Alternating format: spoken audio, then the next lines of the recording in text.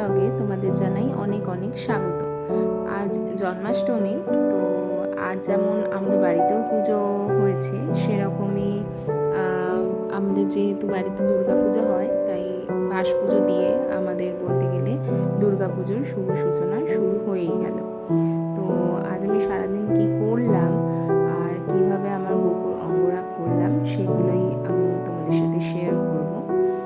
তো আজ জন্মাষ্টমীর সকালে আমি আমার গোপুর যেহেতু রঙটা একটু পুরানো হয়ে গিয়েছিল, তো ওকে রং করে ওর চোখটা এঁকে সুন্দর করে সাজাতে বসেছিলাম।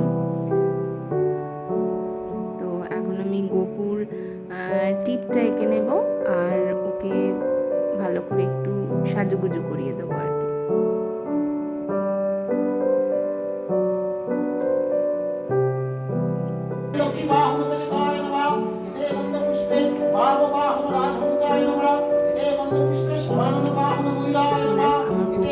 রং করা আর চোখ আঁকা সমস্ত কিছু কমপ্লিট হয়েই গেছে।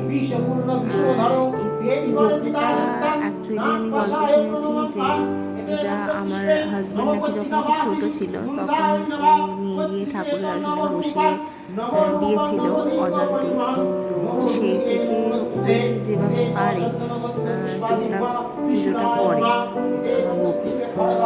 যাই হোক, কালারটা অনেকটা পুরোনো হয়ে গিয়েছে আমার বলে মনে হলো যে আমি তাহলে ওকে একটু সুন্দর করে সাজিয়ে দিই। আর কেমন হয়েছে তোমরা অবশ্যই জানিও আমার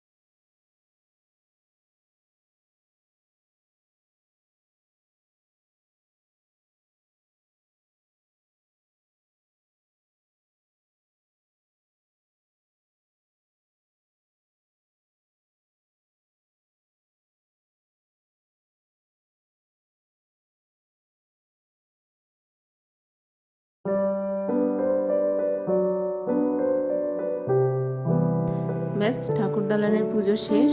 এবার এখন সন্ধে হয়ে গেছে।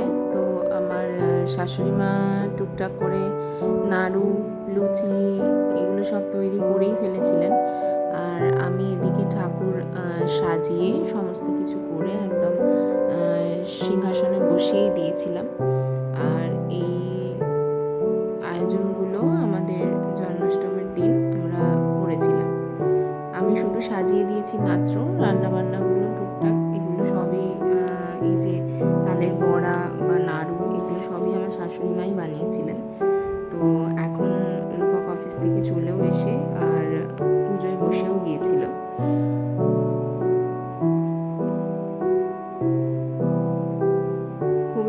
লাগে বাড়িতে কোনো এরকম পুজো বা কোনো কিছু হলে। আর সব কিছু এইরকম পুজোর কাজগুলো করতে আমার ভীষণই ভালো লাগে, তাই চেষ্টা করি যতটা পারি নিজের হাতে করা।